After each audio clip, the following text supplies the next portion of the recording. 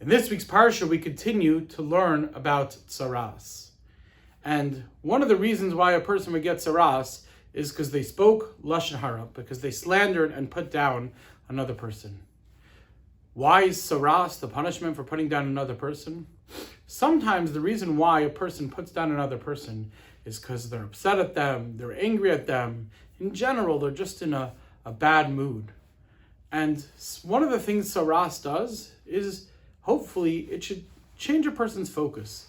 When a person goes through a troubling time, when a person is forced to leave the camp, as someone who has tsaras was, it gets them to stop and think, gets them to stop and appreciate what they have. And hopefully part of the process of getting tsaras and being purified from tsaras was the change of perspective that a person should have.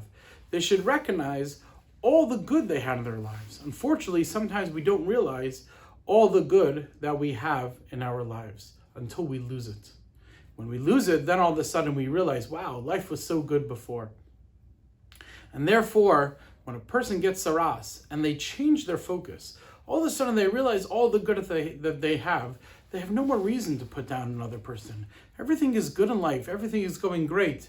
If another person's struggling, if another person did something he was supposed to, I have to put them down? Why do I have to discuss another person? Life is just so good. Putting things in the proper perspective and realizing all the amazing gifts that Hashem gives us should just put us in a state where we can't speak negatively about another person. I heard a beautiful story where someone came to one of the Gedolim, one of the great rabbis of Bnei Brak, and he said to him, I just had a baby girl. So he said, Mazel Tov, are you making a kiddush? So the father said, yes, we're making a small kiddush. So the Gadol said to him, let me ask you a question. Did you have to wait before you had this child, or did you have this child shortly after you got married? So the father said, we had the child right away. So he said, imagine if you didn't have a child for 5 years, for 10 years, for 20 years, and then all of a sudden you had a beautiful baby girl. Do you think you just make a small kiddush? So the father said, no, then it would be such a bigger simcha, it would be so much more joy, and therefore we'd probably make a massive party.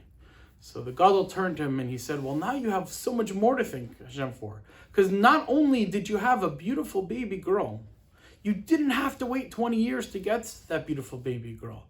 So you should be thanking Hashem much more than if you would have to wait 20 years, not less. When we look at everything in a good way, when we look at everything in a positive light, when we look at all the amazing things we have in our life and we appreciate everything we have, that just puts us in such a better place. It makes us more happy and thankful people.